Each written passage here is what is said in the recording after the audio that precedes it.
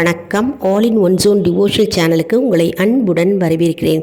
இன்றைக்கி நம்முடைய சேனலில் வரலட்சுமி விரதம், அதாவது நாளைய தினம் வெள்ளிக்கிழமை, கடைசி ஆடி வெள்ளிக்கிழமை அன்று வரலட்சுமி நோன்பு வருகிறது. அதை பற்றி முழு விவரமாக பார்க்கலாம். அதாவது மாங்கல்ய பலத்தை கொடுக்கும் வரலட்சுமி விரதம் பற்றி பார்க்கலாம். அதன் பலன்கள் மற்றும் வழிபாடை பற்றி நாம் முழு விவரமாக பார்க்கலாம். அதற்கு முன்னால் நம்மளுடைய சேனலை தான் ஃபர்ஸ்ட் டைம் பார்க்குறவங்களா இருந்தாலும் சரி, சப்ஸ்கிரைப் பண்ணாமல் பார்க்குறவங்களா இருந்தாலும் சரி, நம்ம சேனலை சப்ஸ்கிரைப் பண்ணிக்கோங்க. கூடவே அந்த பெல் பட்டனை ப்ரெஸ் பண்ணிக்கோங்க. ஆல் என்கின்ற ஆப்ஷனையும் ப்ரெஸ் பண்ணிக்கோங்க. அப்போ தான் நான் போடுற வீடியோஸ்லாம் உங்களுக்கு உடனுக்குடன் நோட்டிஃபிகேஷனில் தெரிய வரும். வாங்க நம்ம இப்போ வீடியோக்குள்ளே போகலாம். பொதுவாகவே வரலட்சுமி விரதம் இருப்பதால் நமக்கு அனைத்து செல்வங்களையும் தேடி வந்து அடையும் என்பது நம்பிக்கை.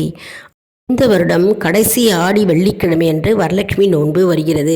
அதனால் அதற்கு சுக்கிர வார வரலட்சுமி விரதம் என்று அழைக்கப்படுகிறது. இந்த விரதம் இருப்பதன் மூலம் நமக்கு தொல்லைகள் நீங்கி அனைத்து நலன்களும் நமக்கு கிடைக்கும் என்பது நம்பிக்கை. கன்னி பெண்களுக்கு விரைவில் திருமணம் ஆகும் மற்றும் சுமங்கலி பெண்களுக்கு அனைத்து செல்வங்களும் நலனும் தன்னை தேடி வந்து அடையும் என்பது நம்பிக்கை. சுமங்கலி பெண்கள் தன்னுடைய மாங்கல்ய பலம் நீடிப்பதற்காக இந்த விரதம் மேற்கொள்வார்கள். அதனால் மகாலட்சுமியை கலசமாகவோ அல்லது படமாகவோ வைத்து வழிபாடு செய்வது நல்லது.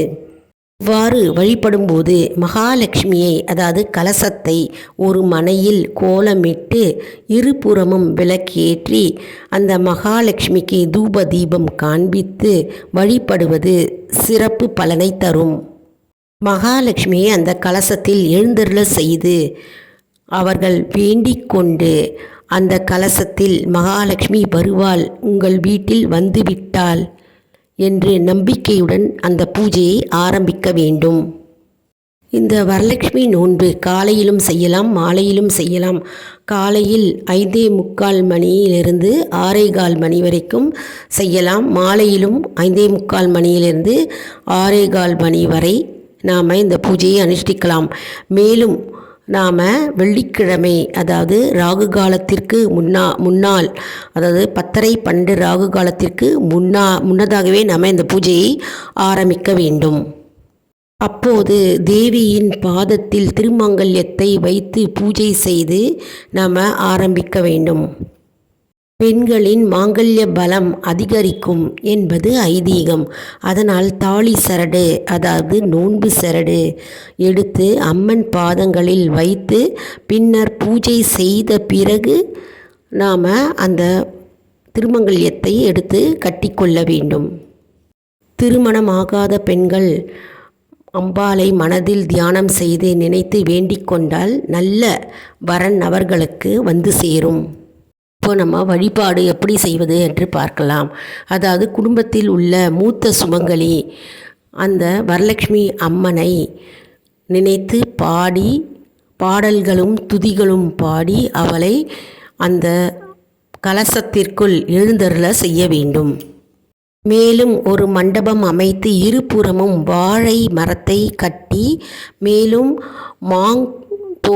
தோரணம் கட்டி பூக்களால் அலங்கரித்து தேங்காயின் மீது மஞ்சளும் குங்குமத்தையும் தடவி அதற்கு அலங்காரம் செய்து அம்மன் படத்தையும் அந்த கலசத்திற்குள் வைத்து அலங்காரம் செய்ய வேண்டும். அம்மனை நல்ல வாசனை மலர்களால் அலங்கரித்து மேலும் பருப்பு பாயசம், சர்க்கரை பொங்கல், பால் பாயாசம் போன்ற இனிப்பு வகைகள், வடை, கொழுக்கட்டை போன்றவைகளை அம்மனுக்கு பிரசாதமாக படைக்க வேண்டும். மேலும் அன்றைய தினம் மகாலட்சுமி ஸ்தோத்திரம், மகாலட்சுமி அஷ்டகம், மகாலட்சுமி கவசம், லலிதா சகசரநாமம், தேவி மகாத்மியம் போன்ற பாடல்களை பாட வேண்டும். கனகதாரா ஸ்தோத்திரத்தையும் நாம் சொல்ல வேண்டும். சமஸ்கிருத பாடலை பாட முடியவில்லை என்றால் தேவி மகாத்மியம் மற்றும் அபிராமி அந்தாதி பாடலை பாடலாம். வரலட்சுமி விரதம் இருப்பதால் குடும்பத்தில் உள்ள அனைத்து பிரச்சனைகளையும் நீங்குவதற்கு வழி உண்டாகும். குழந்தை பாக்கியம் இல்லாதவர்களுக்கு குழந்தை பாக்கியம் கிட்டும். மற்றும் வேலை தேடி தவிப்பவர்களுக்கு ஏற்ற தகுந்த வேலை கிடைக்கும். தொழிலில் நல்ல வியாபாரம் சிறக்கும். நல்ல லாபம் கிடைக்கும். மேலும் எதிரிகள் தொல்லை நீங்கும். வியாபாரம் விரிவடையும்.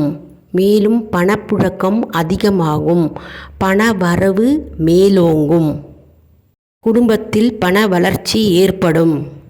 கணவன் மனைவிக்கிடையே ஏற்பட்ட பிரச்சனைகள் சண்டை சச்சரவுகள் நீங்கி ஒற்றுமை உண்டாகும். இந்த வரலட்சுமி விரதம் இருப்பதால் அவர்களுக்கு மாங்கல்ய பலம் கூடும். அது மட்டும் இல்லாமல் அவர்களின் குடும்பத்தில் உள்ள அனைத்து பிரச்சனைகளும் நீங்கும். குடும்பத்திற்கு அனைத்து நன்மைகளும் வந்து சேரும். நாளை ஆடி மாத கடைசி வெள்ளி என்பதால் அம்மனை பலவிதமாக அலங்காரம் செய்தால் நன்மை உண்டாகும். பொதுவாக ஆடி வெள்ளிக்கிழமைகளில் மற்றும் வரலட்சுமி பூஜை முடிந்த பிறகு புடவை மற்றும் வஸ்திரம், அதாவது ஏதாவது ஒரு புது துணி மற்றும் வெற்றிலைப்பாக்கு, பழம், பூ, தேங்காய், மஞ்சள், குங்குமம் ஆகியவற்றை தாம்பூலமாக சுமங்கலி பெண்களுக்கு கொடுக்க வேண்டும். இதன் மூலம் பெண்களுக்கு தாலி பாக்கியம் கூடும் மற்றும் கணவருடைய ஆயுள் நீடிக்கும் என்பது நம்பிக்கை. தடைப்பட்ட மங்கள நிகழ்ச்சிகள் அனைத்தும் தங்கு தடையின்றி நிறைவேறும். வீட்டில் இருக்கும் தரித்திர நிலை மாறும் மற்றும் சகல ஐஸ்வர்யங்களும் கிடைக்கப்பெற்று சகல சௌபாகியங்களும் மற்றும் திருமாங்கல்ய பலமும் மற்றும் பணபலமும் நமக்கு கூடும். அனைத்து கோயில்களிலும் நாளைய தினம், அதாவது வரலட்சுமி விரதம் அன்று, கடைசி ஆடி வெள்ளி அன்று மிகவும் சிறப்பாக நடைபெறும். சக்தி வழிபாடு அனைத்து கோயில்களிலும் சிறப்பாக நடைபெறும். திருவிளக்கு பூஜை செய்யும் பொழுது மஞ்சள் குங்குமத்தால் நாம் அர்ச்சனை செய்யும் பொழுது நம்முடைய குடும்ப வளர்ச்சி மேலோங்கும். வீட்டில் வழிபாடு செய்யும் பொழுது நெய் விளக்கேற்றி அம்பாளுக்கு சிவப்பு மலர்களால் அலங்கரித்து லலிதா சகஸ்ரநாமம் படிப்பது நல்ல பலனை தரும். வீட்டில் இருக்கும் அனைத்து பெண்களும் நெய் விளக்கேற்றி குத்தி விளக்கு 5 முகமும் ஏற்றி அர்ச்சனை செய்ய வேண்டும். அப்பொழுது வீட்டில் அனைத்து சௌபாகியங்களும் மற்றும் அஷ்ட ஐஸ்வர்யம் வந்து சேரும் என்பது நம்பிக்கை. பிறகு திருவிளக்குக்கு தீப தூபம் காண்பித்து ஏதேனும் ஒரு பால் பாயசம் அல்லது சர்க்கரை பொங்கல் நெய்வேத்தியமாக படைத்து நாம் பூஜையை முடித்து கொள்ளலாம். இவ்வாறு வழிபட்டால் அம்மனின் அருள் பரிபூர்ணமாக நமக்கு கிடைக்கும். அதாவது வரலட்சுமி தினமும் கடைசி ஆடி வெள்ளிக்கிழமையும் சேர்ந்து வருகிறது. அதனால் திருவிளக்கு பூஜை செய்கிறவர்கள் அன்றைய தினத்தில் திருவிளக்கு பூஜை வீட்டிலும் செய்யலாம், கோவிலிலும் செய்யலாம். அப்பொழுது சிறந்த பலனை நமக்கு கொண்டு வந்து சேரும். எப்படி பகவான் கிருஷ்ணர் மாதங்களில் மார்கழியாக இருப்பது போன்று ஆதிபராசக்தியும் மாதங்களில் ஆடியாக இருக்கிறார் என்பது ஐதீகம். இந்த ஆடி மாதத்தில் அனைத்து செவ்வாய்க்கிழமை, வெள்ளிக்கிழமை மற்றும் ஞாயிற்றுக்கிழமை மிகவும் சிறப்பு வாய்ந்ததாக இருக்கும். எனினும் கடைசி ஆடி வெள்ளிக்கிழமை மிகவும் சிறப்பு வாய்ந்ததாக இருக்கும். அதனால் நாம் இந்த கடைசி ஆடி வெள்ளிக்கிழமை தவறவிடக்கூடாது.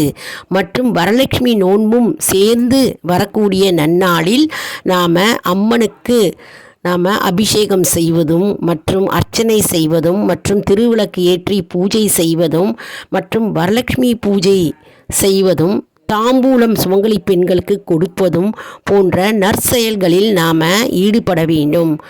அஷ்ட ஐஸ்வர்யம், சகல சௌபாகியமும் மற்றும் நோயில்லாத வாழ்க்கையும் நிம்மதியான வாழ்க்கையும் மேலும் அம்மனுடைய பரிபூர்ண அருளும் நம்மை வந்து சேரட்டும் என்று நாம் அன்றைய தினத்தில் வேண்டுவோம், துதிப்போம், அம்மனை வழிபடுவோம்.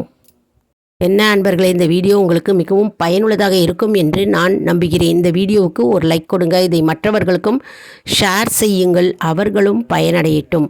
அடுத்த வீடியோவில் வேறொரு தலைப்புடன் உங்களை வந்து சந்திக்கிறேன். நன்றி, வணக்கம். ஆல் இன் ஒன் ஜோன் அன்பர்களுக்கு அன்பான வேண்டுகோள், அதாவது கம்யூனிட்டி போஸ்டில் கேள்வி பதில் நேரம் இருக்குங்க. அதுக்கு பதில் அளியுங்கள். நம்முடைய ஆன்மீக பயணம் எப்படி இருக்கிறது என்பதை நாம் பார்க்கலாம்.